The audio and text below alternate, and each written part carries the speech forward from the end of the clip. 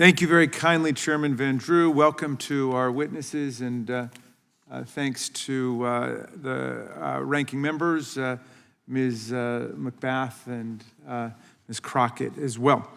I'm going to start with a couple of unanimous consent requests.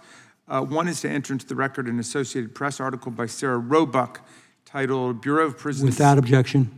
Great. And the heading here is the Bureau of Prisons slashes retention bonuses impacting without objection. Thousands of good. I don't mind if this comes out of my time, Mr. Chairman. Because it leads into what I want to talk about. The BOP slashes retention bonuses impacting thousands of correctional officers. Roughly 23,000 were informed that their retention pay would be significantly reduced or eliminated entirely, with some workers seeing a pay decrease of up to 25%. And one other UC request to enter into the record an article by Drew Friedman titled Days Ahead of Coming Bureau of Prison Pay Cuts. Some employees are already resigning. Federal News. Without objection. Thank you kindly. Well, look, within his first 100 days, President Trump has made moves that I'm afraid will only exacerbate longstanding problems that interfere with the Bureau of Prisons' ability to safely incapacitate and rehabilitate its prisoners. The president issued an executive order that rescinded the Biden administration's prohibition on BOP's continued use of private prisons, opening the door for a renewed reliance on private facilities where the federal government has little oversight and where inmates have been shown to be less safe and less able to access necessary medical care.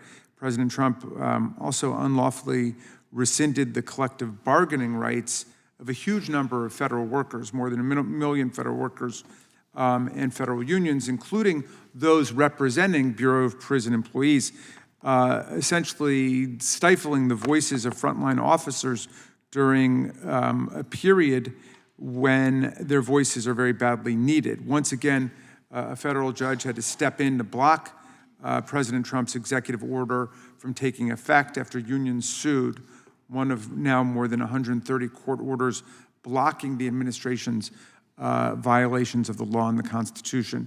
The administration also rescinded retention-based incentives for BOP employees that amount to cuts, essentially, of around 25% of their pay rates.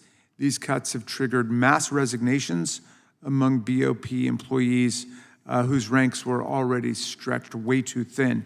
How can we expect to bolster the culture and the effectiveness of the BOP workforce if we are slashing their pay?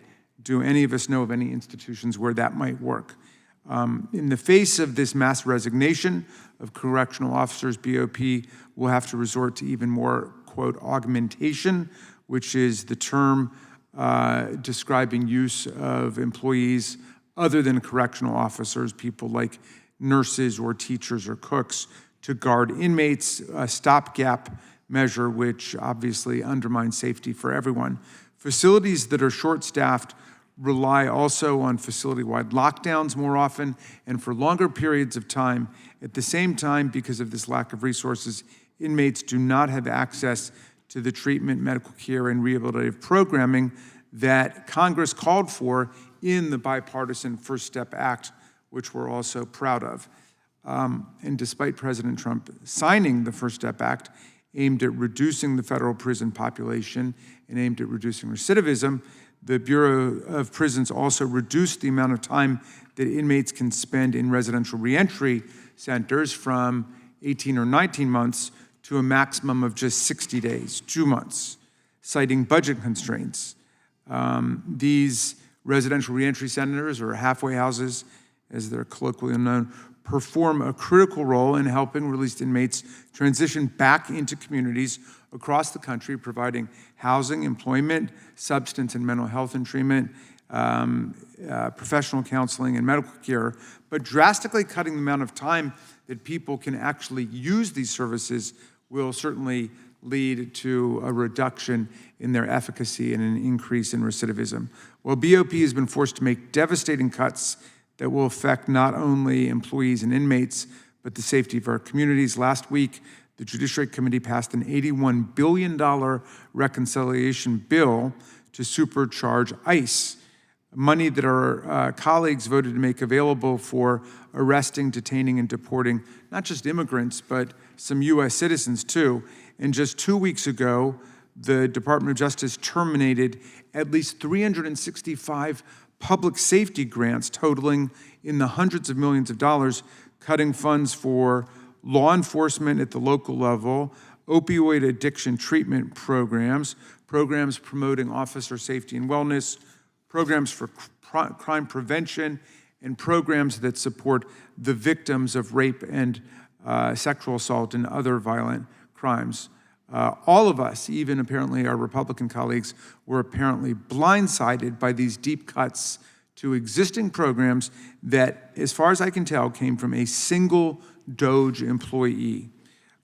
During the committee's consideration of reconciliation last week, I tried to restore funding to these critical grant programs through an amendment which my colleagues failed to discuss and all voted to oppose.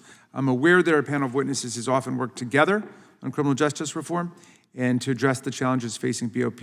I look forward to hearing from you on these important issues. Thank you, Mr. Chairman. I yield back.